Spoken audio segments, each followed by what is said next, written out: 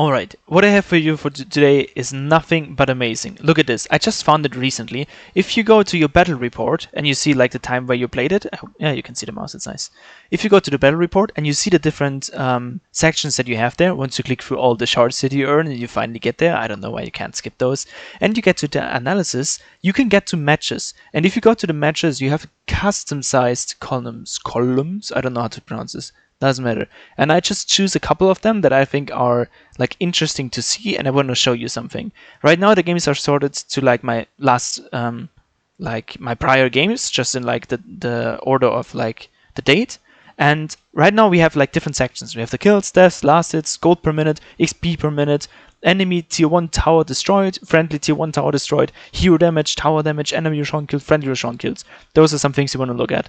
How to win Dota actually, in my opinion, we should be able to see things that correlate with wins as the result, and the different perks in this category. So if you look at kills, for example, and we sort things for kills, we see if you have a bunch of kills, okay, it seems like you're winning a couple of games. And then we can look in the other extreme. If you don't have any kills, you lose the game. Well, who would have thought? Let's see if deaths correlate. Like if you have a bunch of deaths, okay, if you support, that's fine. If you mid lane, it's not fine. Support, it's fine. Support, it's fine. That actually shows that like you can die a bunch, and it actually doesn't really affect anything if those deaths are useful. But as soon as you get into the core section, it kind of becomes more difficult. And if you look down here, like if you don't die and you're core, you probably win. Like makes sense as well. So you want to look at your kills, you want to look at your deaths. Do last hits matter? Let's check out the last hits. Nope, they don't. Like you can play Invoker, you can get a ton of CS. You can play Lina, you can get a ton of CS. You can get a ton of net worth. It actually doesn't change too much. Like of course you want to have your average high and stuff like that, but it shouldn't be your first prioritization to get 1000 CS every single game. If you look at gold per minute, this might be a little biased because I'm playing like Invoker a bunch, and Invoker like benefits from XP and gold per minute a lot. But if you look at gold per minute, this is great. Like again, if you rise gold per minute, which is a stat that you can actually look at. Like each game, you can look at your stat, gold per minute, just see if it increases. If you don't see your trend going up, you're probably doing something wrong. It's easy to fix. Try to get it. And like if you look at the low side, even if you play supports, you're still gonna lose. If you play core and you don't have any gold, you're gonna lose. Makes sense. The next thing is XP per minute. Of course, like Invoker shines through. If you have XP with Invoker, you just win games. Kind of makes sense. And this is the most interesting thing. Enemy tier 1 tower destroyed. I don't know why it bugs. Let's start from the opposite side.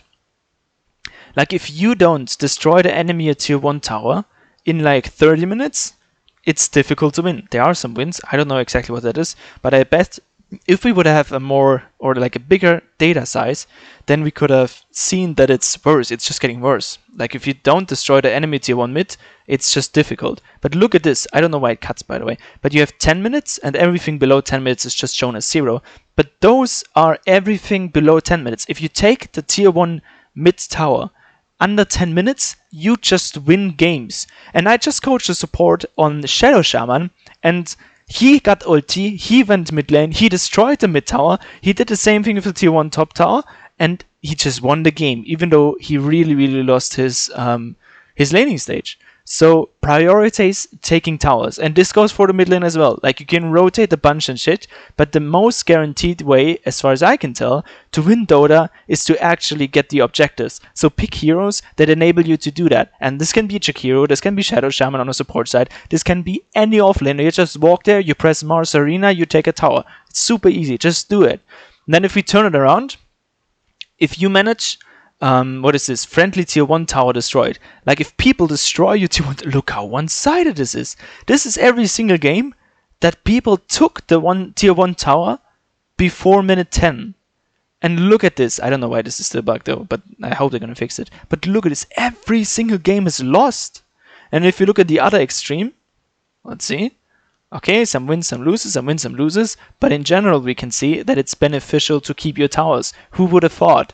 So Dota in the end is a really simple game. It's defense of the ancients. Look at the objectives. Try to secure the objectives. You don't have to necessarily do it with physical damage, but if you don't have physical damage as a hero, enable your team to get objectives, enable plays and wards and items that enable that. We can look at hero damage. This is my problem, man. I pick sniper way too often and it just doesn't work for me. Like, I'm bad at sniper, but look at the hero damage, you still lose. Invoker hero damage, it's fine, but it's Invoker. And Lina hero damage, I suck at Lina as well. I gotta work on it. But we see like the correlation is not as high. You can have a ton of hero damage and it's still not guaranteed, or like the correlation between wins and losses on hero damage is not as great as, for example, in tower damage. Now we have to get some of those columns away so we can actually see things. Let's see. Tower damage. If you have tower damage, you win the game. Who would have thought? Help your team to increase your tower damage. Get wards to secure areas to hit towers. Focus objectives. Just get them. And the next objective, of course, is like, what are objectives? For me, objectives... Oh, look at this. This is incredible. This is just tower damage. Everything is green. Just hit towers. That's Dota, ladies and gentlemen. But let's see what happens if you don't. If you don't hit, you lose. You just lose every single game. Look how incredibly correlated this is.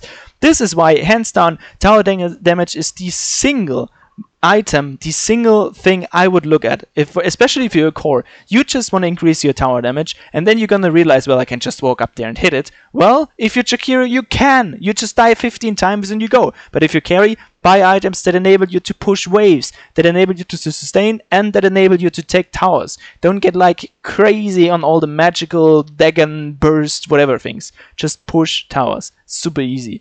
Let's look at other objectives. Enemy Roshan kills. Look at this correlation. Look at this correlation. If enemies don't take Roche, like if you deny them every single Roche, they don't win. They just don't. They never win. And if they get Roche, if they get free Roches, you can like think it this way.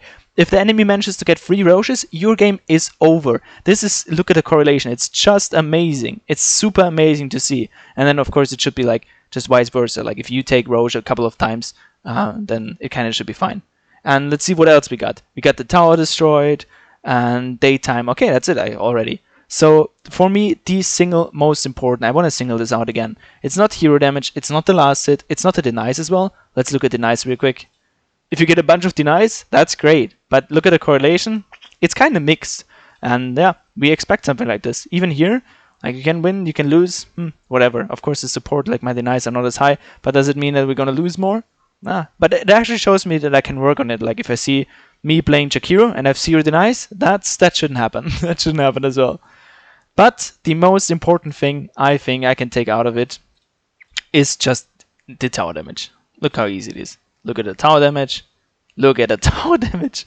And you just win. And reverse it, and you just lose. So how do you win Dota? In the end, it's about objectives. In the end, it's about towers. If you play support, of course, the different roles, and you have to keep thinking about them. If you play the support, enable your cores to get the tower damage. If you play a support like, whatever, Crystal Maiden, and you don't hit towers anyways, you can still defend towers. So many times I see people just going somewhere randomly and completely letting them take a tower, even though you could just sit there, cast one spell, drag the creep wave back, and secure everything. So many times I see people, offlaners especially, they push the wave, they jungle, and if nobody is there, then the creeps are just hitting the tower, and slowly but surely the creeps just take the tower because nobody shows up. Of course, there are scenarios where you obviously feed and you don't want to do that.